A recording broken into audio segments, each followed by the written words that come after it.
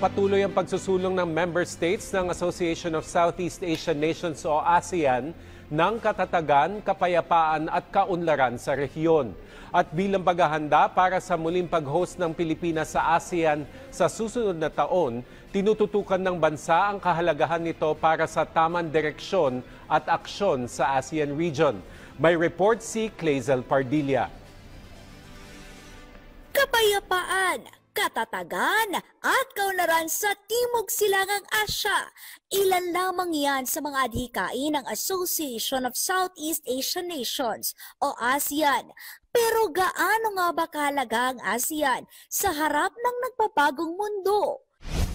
Itinatag noong ika-8 araw ng Agosto 1967 mula sa unang 5 bansa na kasapi nito, kabilang ang Pilipinas, Indonesia, Malaysia, Singapore at Thailand. Dumami na sa 10 bansa ang miyembro ng ASEAN na kinabibilangan ngayon ng Brunei, Vietnam, Laos, Myanmar at Cambodia.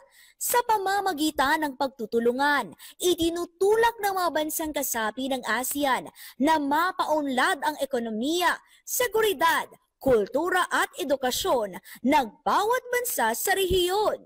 It's really a people-centered organization.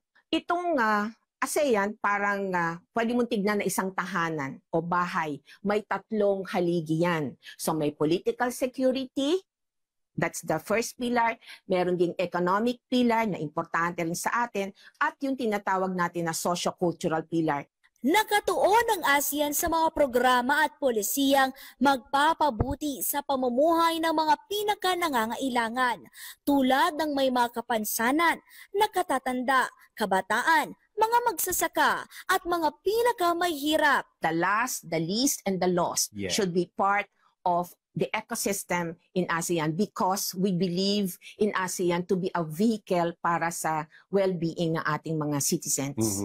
Malaysia ang host ng ASEAN ngayong 2025, habang ang Pilipinas naman ang susunod sa 2026. Mahalaga ang chairmanship dahil dito itinatakda ang direksyon, tema at aksyon ng buong rehiyon sa loob ng 1 taon.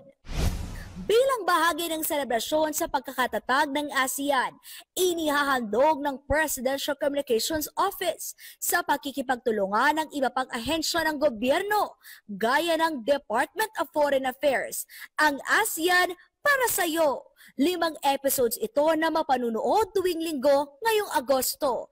Abangan ang ASEAN para sa iyo mula 1:30 hanggang 2:00 ng hapon sa inyong PTV. Mapakikinggan tuwing 2:30 p.m. sa Radyo Pilipinas, 5:00 naman ng hapon sa IBC 13 at mga social media site ng Integrated State Media.